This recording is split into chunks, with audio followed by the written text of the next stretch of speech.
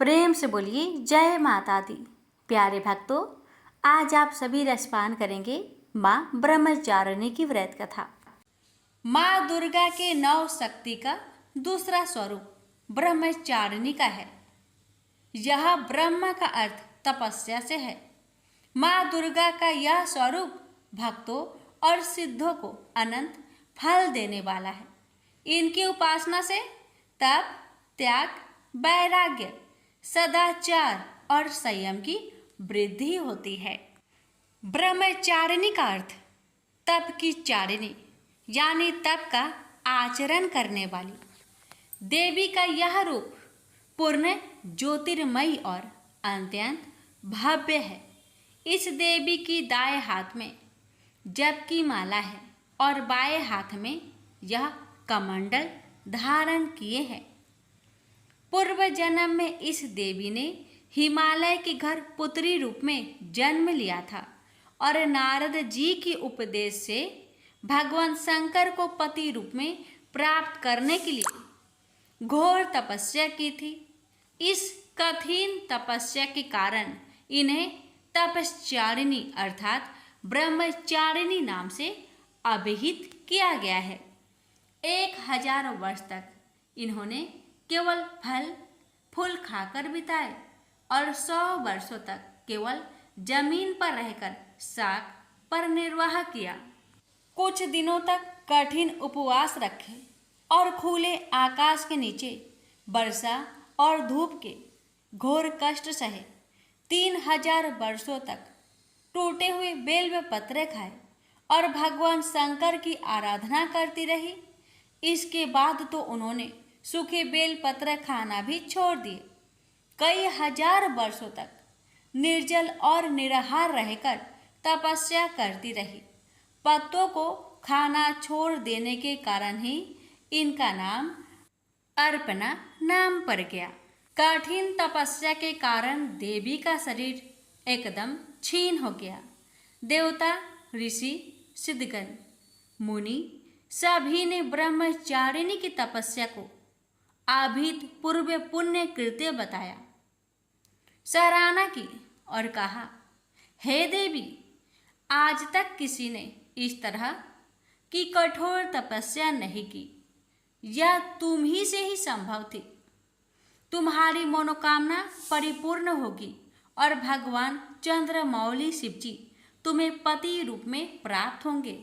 अब तपस्या छोड़कर घर लौट जाओ। जल्द ही तुम्हारे पिता तुम्हें बुलाने आ रहे हैं।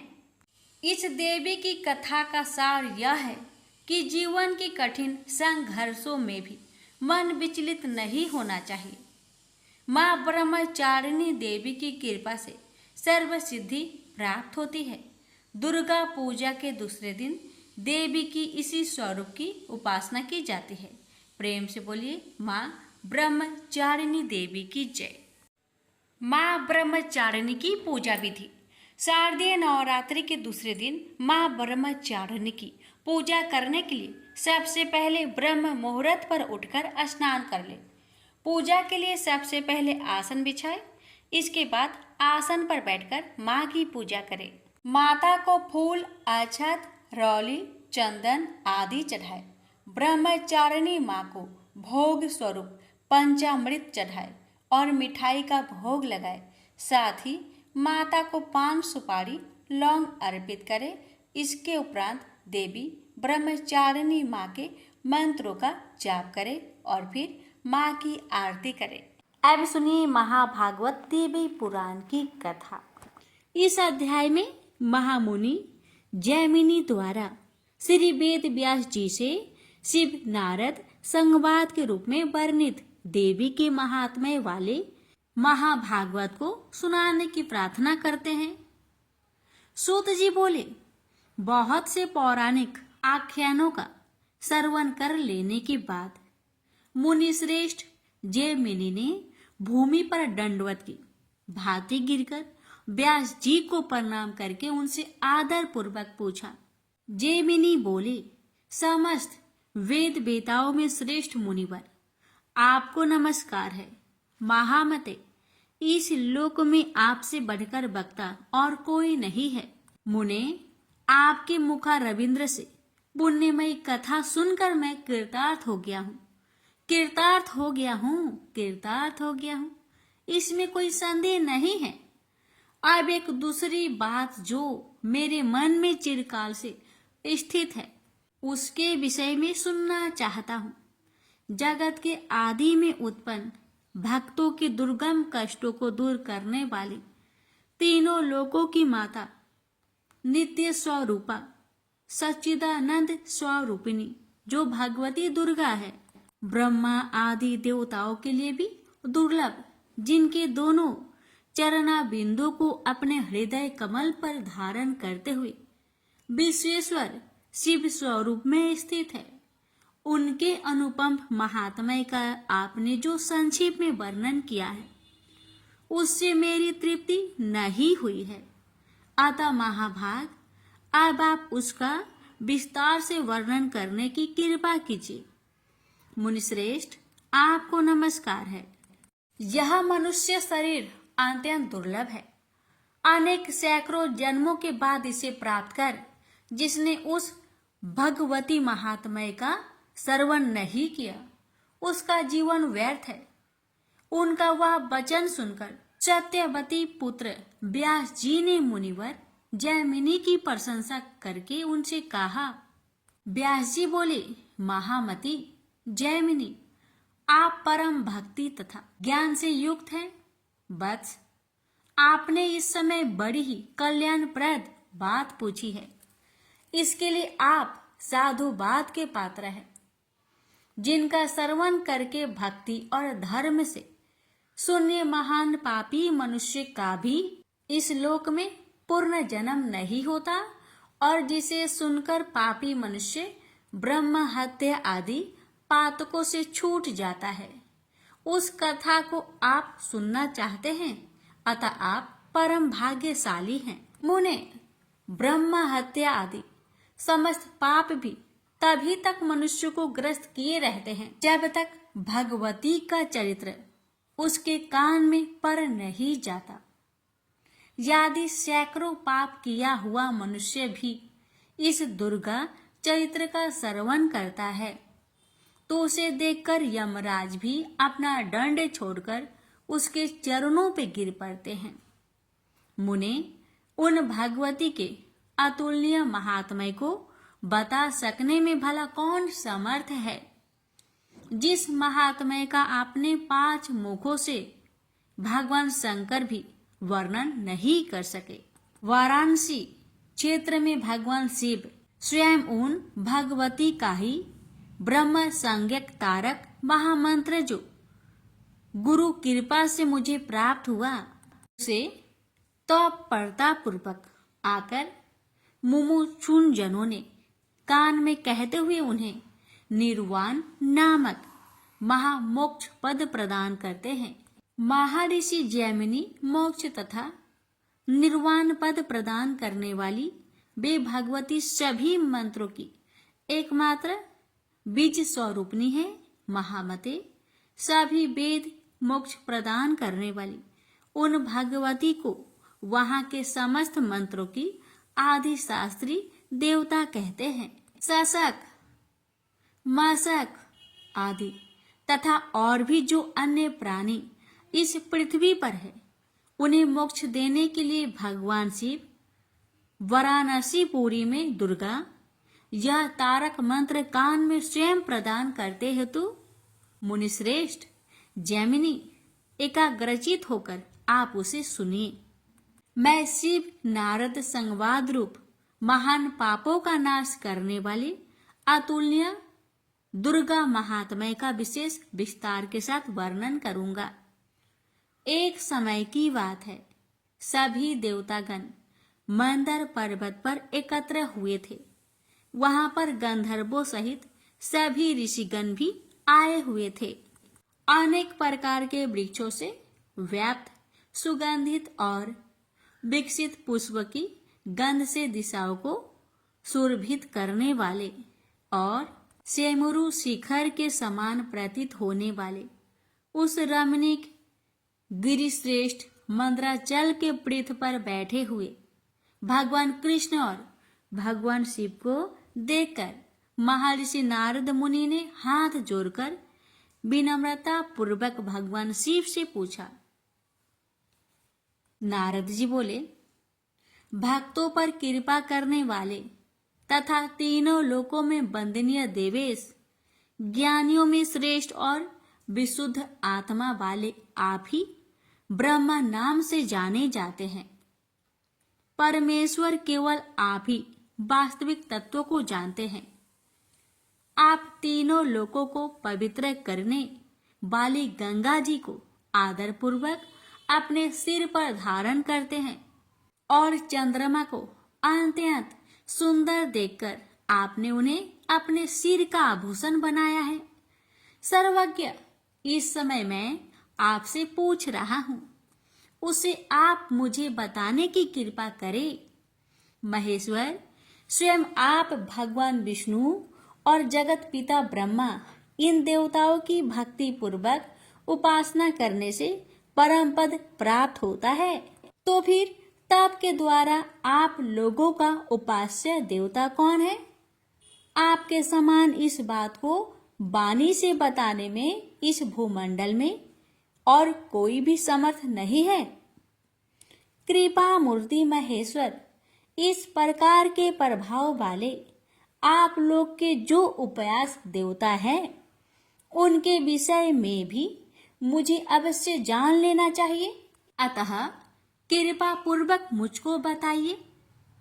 व्यास जी बोले, मुनि श्रेष्ठ जैमिनी, इस प्रकार उन देवऋषि नारद का वचन सुनकर और उस पर बार बार विचार करके महादेव जी ने उनसे यह कहा।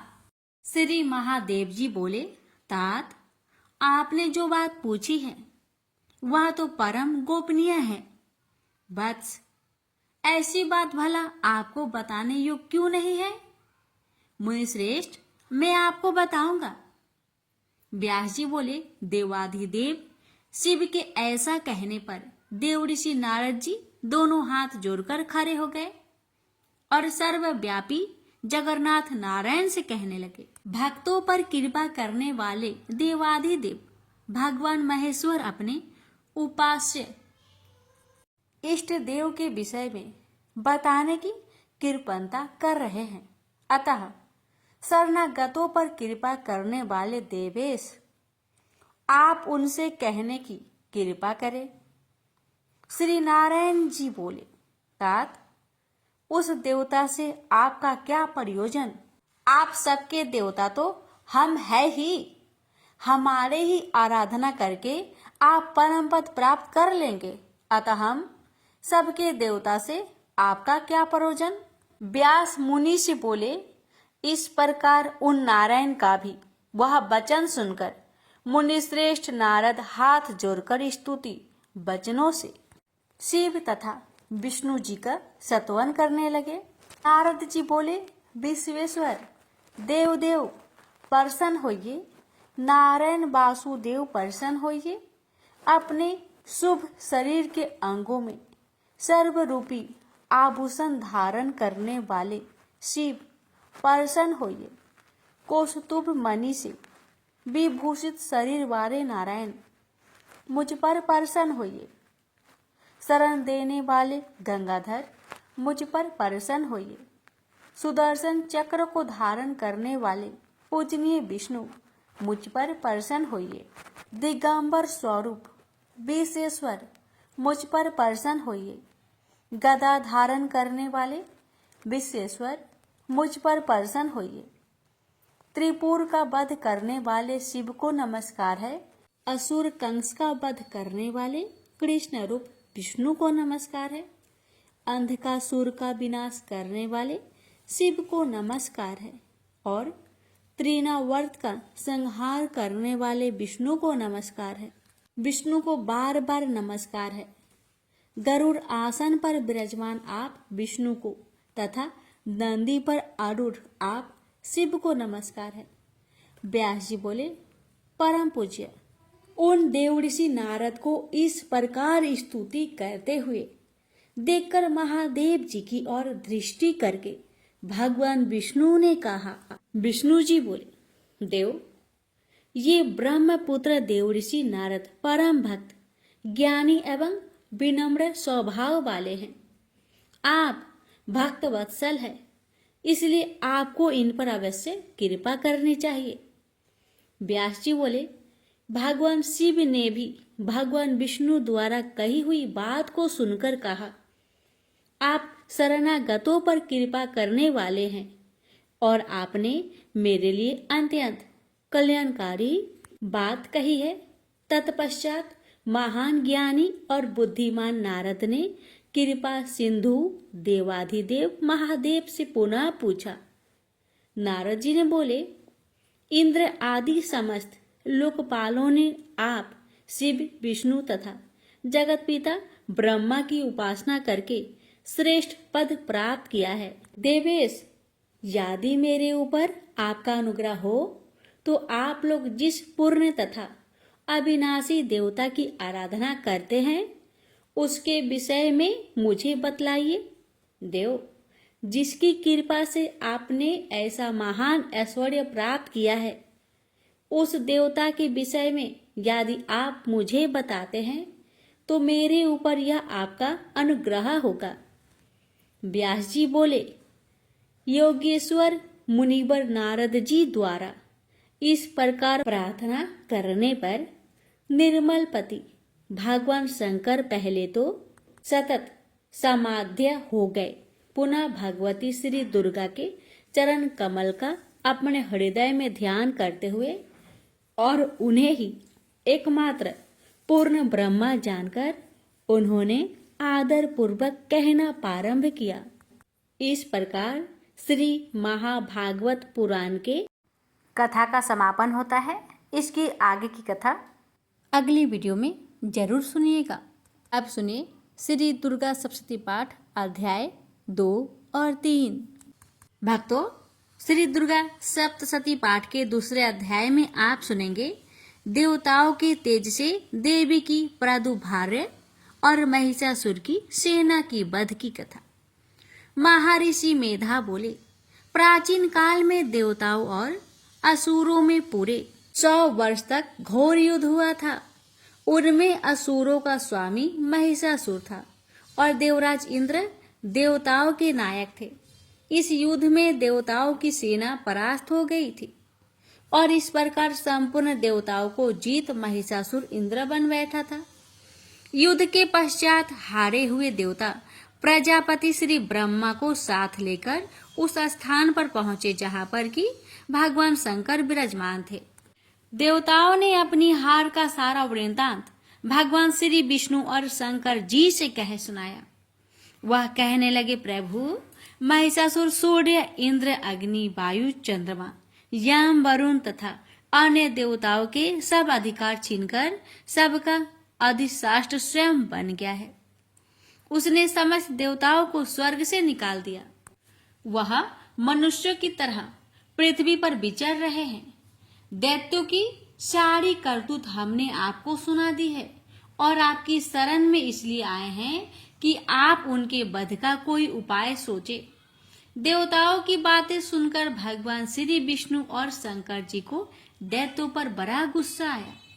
उनकी बहुएं तन गई और आंखें लाल हो गई।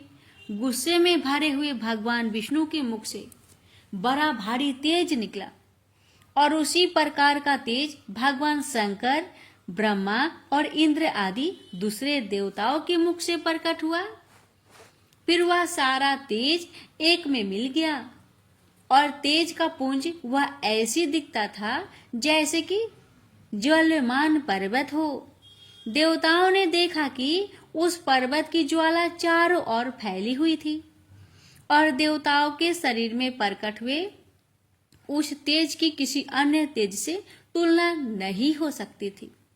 एक स्थान पर इकट्ठा होने पर तेज एक देवी के रूप में परिवर्तित हो गई और अपने प्रकाश से तीनों लोकों में व्याप्त जान पड़ा। वह भगवान शंकर का तेज था। उससे देवी का मुख प्रकट हुआ। यमराज के तेज से उनके सिर के बाल बने।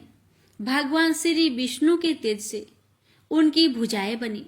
चंद्रमा के तेज से दोनों स्तन और इंद्र की तेज से जंघा और पिंडली तथा पृथ्वी के तेज से नितंब भाग बना।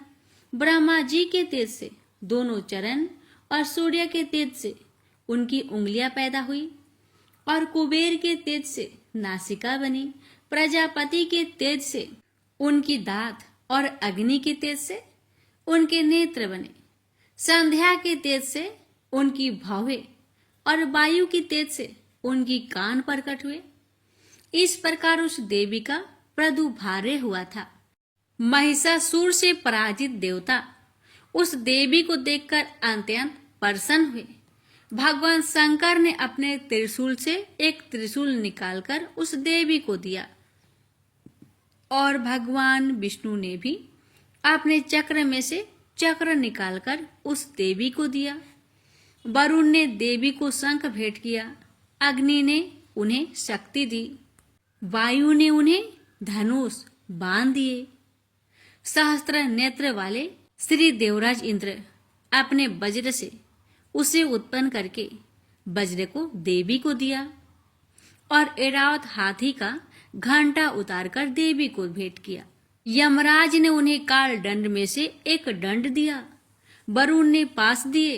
प्रजापति ने स्फटिक की माला दी और श्री ब्रह्मा जी ने कमंडल दिया। सूर्य ने देवी के समस्त रोमों में अपनी किरणों का तेज भर दिया। काल ने चमकती हुई ढाल और तलवार दी तथा उज्जवल हार और दिव्य वस्त्र उसे भेंट किए और इनके साथ ही दिव्य चूड़ामणि दी। 2 कुंडल, कंगन, उज्जवल अर्धचंद्र, बाहों के लिए बाजूबंद, चरणों के लिए नूपुर, गले के लिए सुंदर हसली और अंगुलियों के लिए रत्नों की बनी हुई अंगूठियां उसे दी। विश्वकर्मा ने उनको फरसा दिया और उसके साथ ही कई प्रकार के अस्त्र और अमेध कवच दिए और इसके अतिरिक्त उसने उसे कभी ना कुमलाने वाले कमलों की मालाएं भेंट की। जल निधि ने सुंदर कमल का फूल भेंट किया। हिमालय ने सवारी के लिए सिंह और तरह तरह के रत्न देवी को भेंट किए। यक्षराज कुबेर ने मधु से भरा हुआ पात्र और शेष नाग ने उन्हें बहुमूल्य मणियों से विभूषित नागहार भेंट किया। इसी तरह दूसरे देवताओं ने भी उसे आभूषण और अस्त्र देकर उनका सम्मान किया। इसके पश्चात देवी ने उच्च स्वर से गर्जना की। उसके इस भयंकर नाद से आकाश गूंज उठा। देवी का वह उच्च स्वर से किया हुआ सिंहनाद समा ना सका। आकाश उनके सामने छोटा प्रतीत होने लगा। उससे बड़े जोर से प्रतिध्वनि हुई जिससे समस्त विश्व में हलचल मच गई और समुद्र कांप उठे। पृथ्वी डोलने लगी और सबके सब पर्वत हिलने लगे। देवताओं ने उस समय प्रसन्न होकर सिंह वाहिनी जगतमयी से कहा, हे देवी तुम्हारी जय हो। साथ ही महर्षियों ने भक्ति भाव से विनम्र होकर उनकी स्तुति की। संपूर्ण त्रिलोकी को शोकमान देखकर दैत्यगण अपनी सेनाओं को साथ लेकर और हथियार आदि सजाकर उठ खड़े हुए। महिषासुर के क्रोध का कोई परावर न था। उसने क्रोध में भरकर कहा, यह सब क्या उत्पात है। फिर वह अपनी सेना के साथ उस ओर दौड़ा जिस ओर से भयंकर नाद का शब्द सुनाई दिया था और आगे पहुंचकर उसने देवी को देखा जो कि अपनी प्रभा से तीनों लोकों को प्रकाशित कर रही थी। उसके चरणों के भार से पृथ्वी दबी जा रही थी। माथे के मुकुट से आकाश में एक रेखा सी बन रही थी और उसके धनुष के टंकार से सब लोग क्षुब्ध हो रहे थे। देवी अपनी सहस्त्रों भुजाओं को संपूर्ण दिशाओं में फैलाए खड़ी थी। इसके पश्चात उनका दैत्यों के साथ युद्ध छिड़ गया और कई प्रकार के अस्त्र शस्त्रों से सबकी सब दिशाएं उद्भासित होने लगी। महिषासुर की सेना का सेनापति चिछूर नामक एक महान असुर था। वह आगे बढ़कर देवी के साथ युद्ध करने लगा और दूसरे दैत्यों की चतुरंगिनी सेना साथ लेकर चामर में रहने लगा और 60,000 महारथियों को साथ लेकर उदग्र नामक महादैत्य आकर युद्ध करने लगा और महाहनु नामक असुर 1 करोड़ रथियों को साथ लेकर असीलोमा नामक असुर 5 करोड़ सैनिकों को साथ लेकर युद्ध करने लगा। बास्कल नामक असुर 60 लाख असुरों के साथ युद्ध में आ डटा। बिडाल नामक असुर 1 करोड़ रथियों सहित लड़ने को तैयार था। इन सब के अतिरिक्त और भी हजारों असुर हाथी और घोड़ा साथ लेकर लड़ने लगे और इंद्र सबके पश्चात महिषासुर करोड़ों रथों, हाथियों और घोड़ों सहित वहां आकर देवी के साथ लड़ने लगा। सभी असुर तोमर, भिंदीपाल, शक्ति, मूसल, खड़गों, फरसों, पर्टियों के साथ रणभूमि में देवी के साथ युद्ध करने लगे। कोई शक्तियां फेंकने लगे और कोई अन्य शस्त्र आदि। इसके पश्चात सब के सब दैत्य अपनी अपनी तलवारें हाथों में लेकर देवी की ओर दौड़े और उसे मार डालने का उद्योग करने लगे। मगर देवी ने क्रोध में भरकर खेल ही खेल में उनके सब अस्त्र शस्त्रों को काट दिया। इसके पश्चात ऋषियों और देवताओं ने देवी की स्तुति आरंभ कर दी और वह प्रसन्न होकर असुरों के शरीर पर अस्त्र शस्त्रों की वर्षा करती रही। देवी के वाहन भी क्रोध में भरकर दैत्य सेना में इस तरह विचरने लगा जैसे कि वन में दावानल फैला रहा हो। युद्ध करती हुई देवी ने क्रोध में भर जिस पर श्वासों को छोड़ा वह तुरंत ही सैकड़ों हजारों गणों के रूप में परिवर्तित हो गए। फरसे, भिंदीपाद, खड़ग तथा पाडिस इत्यादि अस्त्रों के साथ दैत्यों से युद्ध करने लगे। देवी की शक्ति से बढ़े हुए वह गण दैत्यों का नाश करते हुए ढोल, शंख व मृदंग आदि बजा रहे थे। तदंतर देवी ने त्रिशूल, गदा, शक्ति, खड़ग इत्यादि से सहस्त्रों असुरों को मार डाला। कितने को घंटे की भयंकर आवाज से ही यमलोक पहुंचा दिया। कितने ही असुरों को उसने पास में बांधकर पृथ्वी पर धर घसीटा। कितनों को अपनी तलवार से टुकड़े टुकड़े कर दिए और कितनों को गदा की चोट से धरती पर सुला दिया।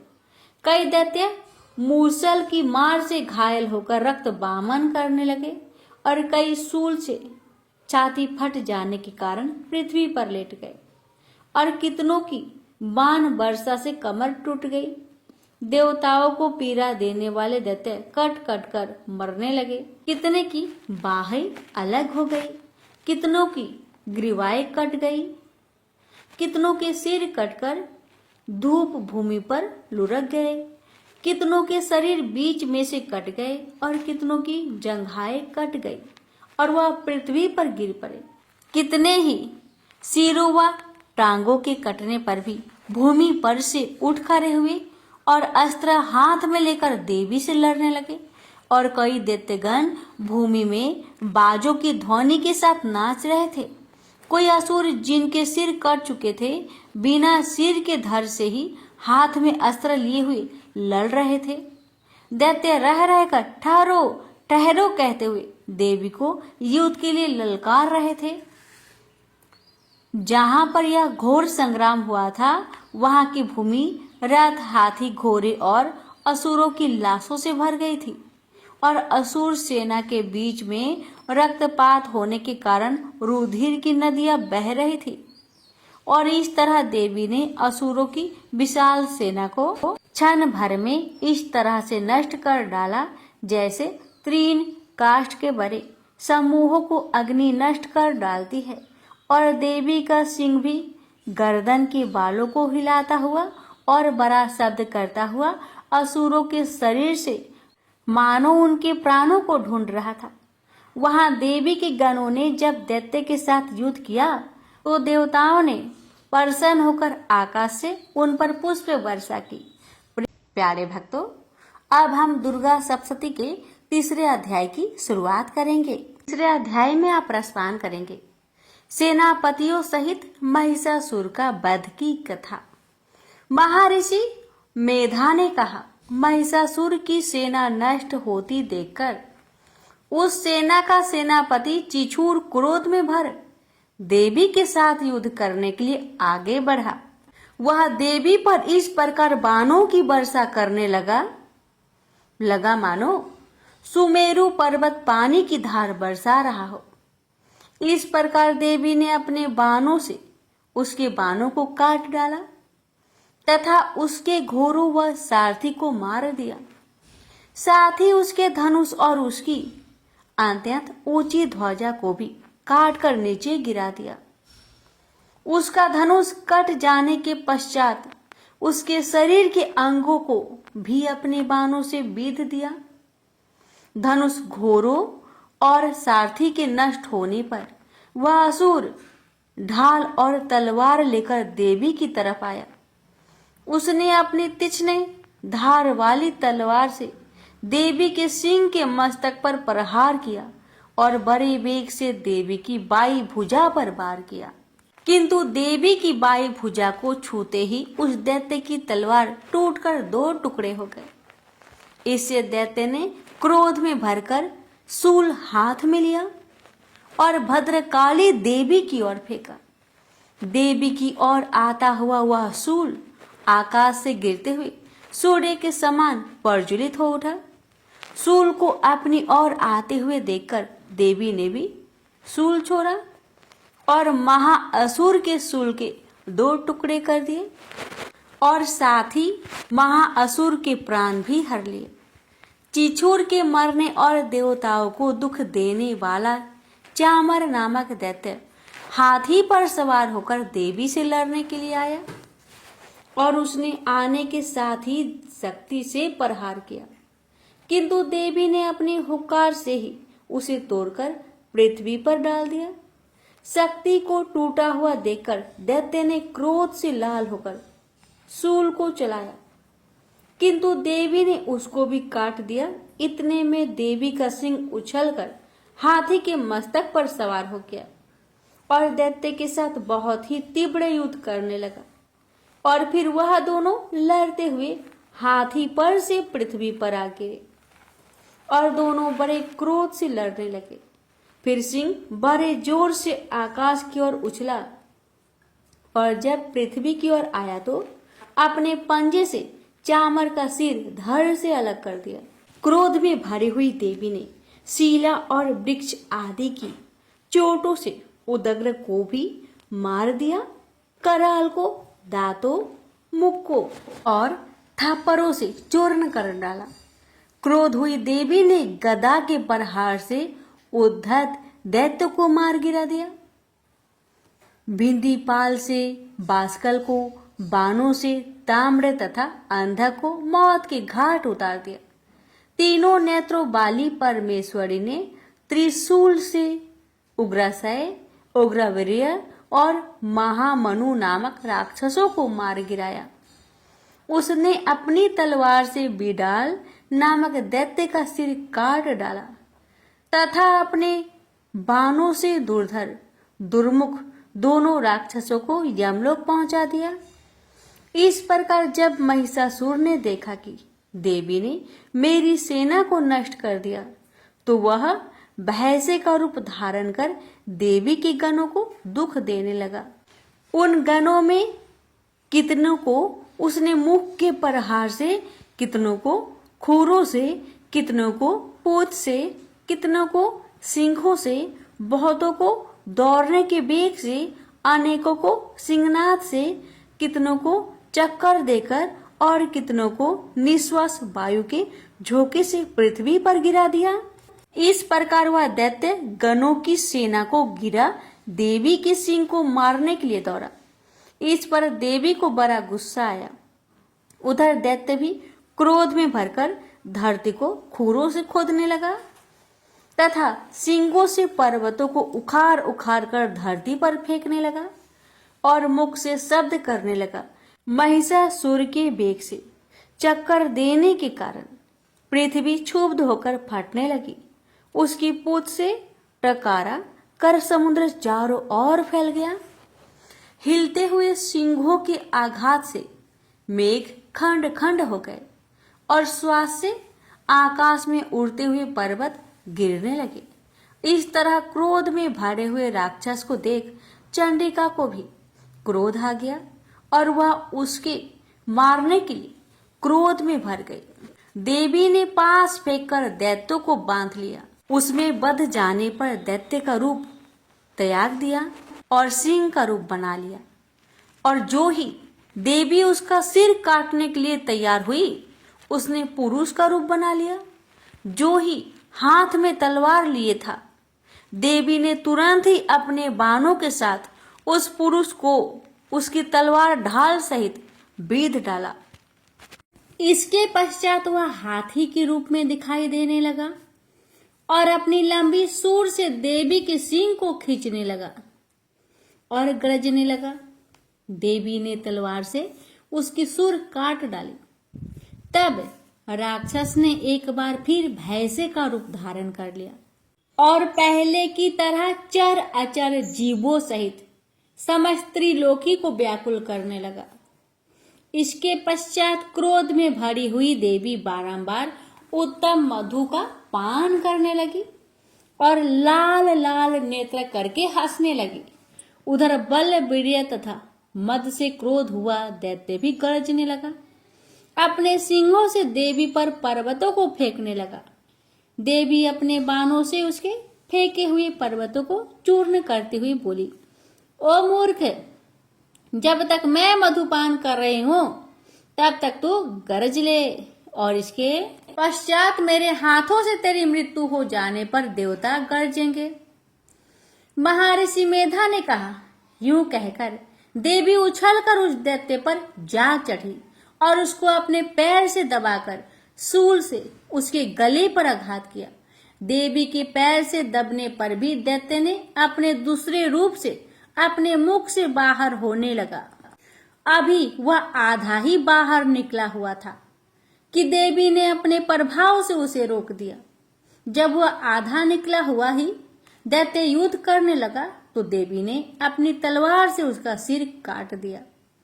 इसके पश्चात सारी राक्षस सेना हाहाकार करती हुई वहां से भाग खड़ी हुई और सब देवता अत्यंत प्रसन्न हुए और ऋषियों महर्षियों सहित देवी की स्तुति करने लगे। गंधर्वराज गान करने तथा अप्सराएं नृत्य करने लगी। प्रेम से बोलिए जय माता दी। माता रानी आप सभी भक्तों पर अपनी कृपा सदा बनाए रखे। भक्तों, अब हम अगला अध्याय कल के वीडियो में सुनेंगे। देवी माता के आशीर्वाद आप पर और आपके पूरे परिवार पर सदा बने रहे। क्षमा प्रार्थना। हमें देवी माता से इस प्रकार क्षमा याचना करनी चाहिए। हे परमेश्वरी, मेरे द्वारा रात दिन बहुत से अपराध होते रहते हैं। मुझे अपना दास समझकर मेरे उन अपराधों को आप कृपा पूर्वक क्षमा करिए।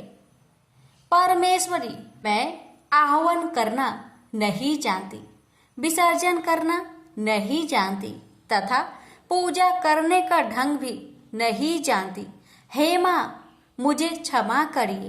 देवी सुरेश्वरी, मैंने जो मंत्रहीन ना मंत्रों को मैं जानती हूँ, क्रियाहीन ना क्रियाओं को जानती हूँ और भक्तिहीन ना भक्ति के प्रकार जानती हूँ। पूजन क्या है वह सब आपकी कृपा से पूरे हो। सैकड़ों अपराध करने के बाद भी जो आपके शरण में आके जगदम्बा कहकर पुकारता है, उसे वह गति प्राप्त होती है जो ब्रह्मादि देवताओं के लिए भी पाना आसान नहीं है। जगदम्बिके, मैं अपराधी हूँ, किंतु आपकी शरण में आया हूँ। इस समय दया का पात्र हूँ। आप जैसा चाहे वैसा करे। हे देवी परमेश्वरी, अज्ञान बस भूल से या बुद्धि भ्रष्ट होने के कारण मैंने जो भी न्यूनता या अधिकता कर दी हो, वह सब क्षमा करे और प्रसन्न होइए।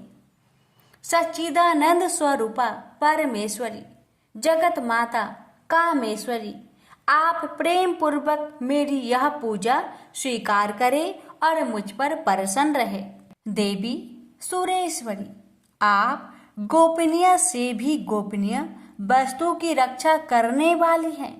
मेरी निवेदन किए हुए इस जप को ग्रहण करिए।